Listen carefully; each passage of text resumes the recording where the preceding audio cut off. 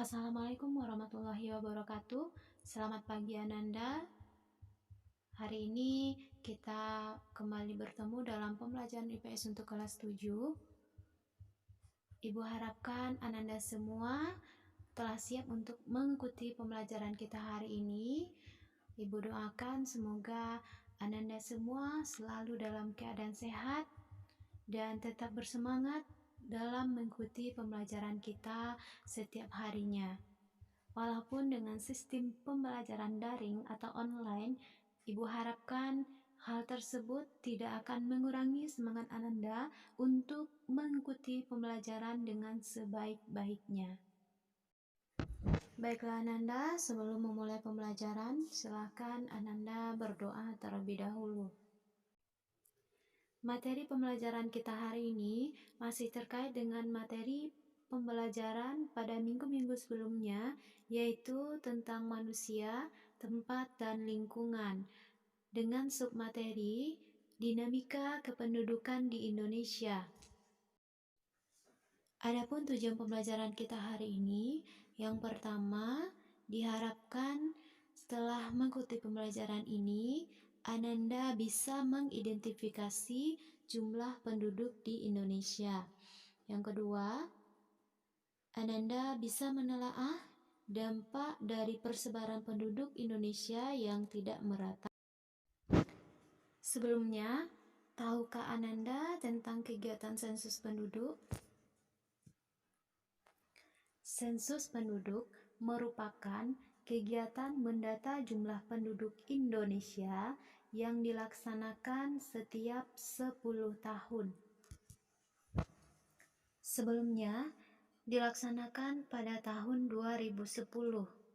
Kemudian pada tahun 2020 ini seharusnya dilaksanakan. Pada tahun ini Indonesia punya kendala karena wabah COVID-19, sehingga pelaksanaan lebih diandalkan pada kegiatan keaktifan masyarakat Indonesia untuk mengisi kegiatan data penduduk secara online.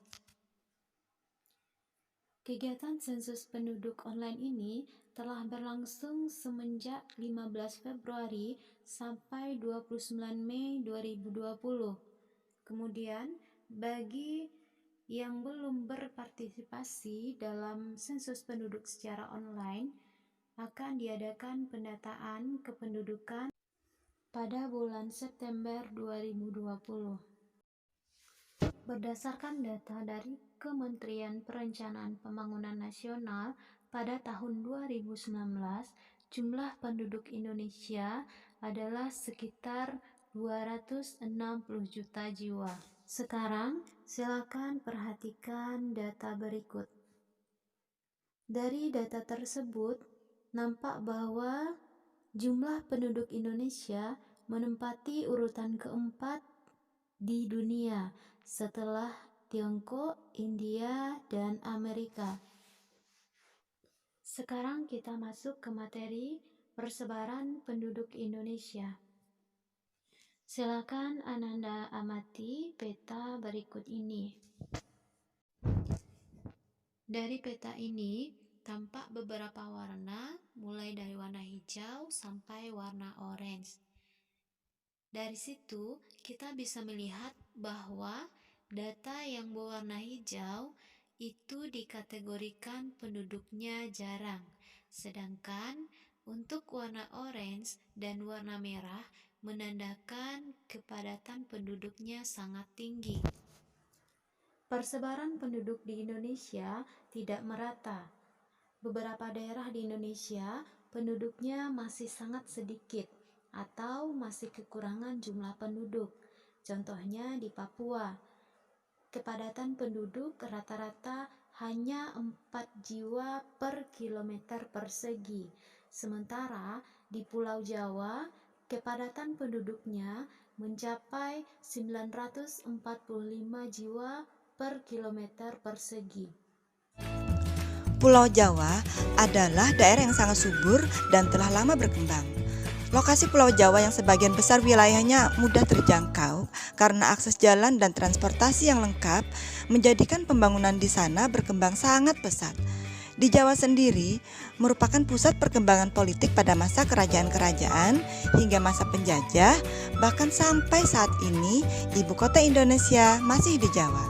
Tidak mengherankan apabila sarana dan prasarana di Pulau Jawa lebih lengkap dari wilayah lain dan menjadi magnet bagi masyarakat untuk tinggal di Jawa. Lantas, apa dampaknya? Kondisi persebaran penduduk yang tidak merata dan tidak seimbang di Indonesia menjadi masalah tersendiri dalam pembangunan. Di Pulau Jawa, dengan kelengkapan fasilitas tetapi kepadatan penduduk yang tinggi tentu memberi dampak negatif bagi masyarakat di sana. Misalnya, jalur transportasi yang sering macet. Kemudian, timbulnya pemukiman kumuh yang tidak tertata dan kurang sehat, atau tingginya tingkat kriminalitas karena banyaknya pengangguran.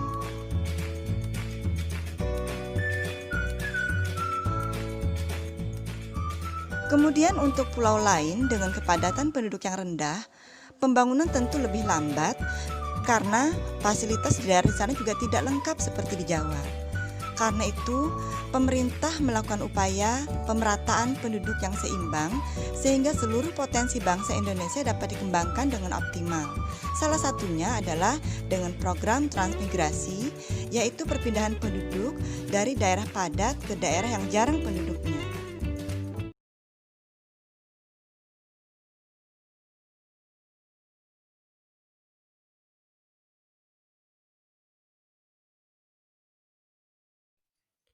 Demikianlah Ananda pembelajaran kita hari ini. Dapat kita simpulkan bahwa jumlah penduduk Indonesia adalah yang keempat terbesar di dunia. Namun, penyebarannya belum merata di seluruh wilayah Indonesia. Untuk materi selanjutnya, silakan Ananda pelajari di rumah mengenai komposisi penduduk Indonesia dan keragaman etnik dan budaya. Sekian Ananda untuk hari ini. Sampai jumpa pada pertemuan berikutnya. Assalamualaikum warahmatullahi wabarakatuh.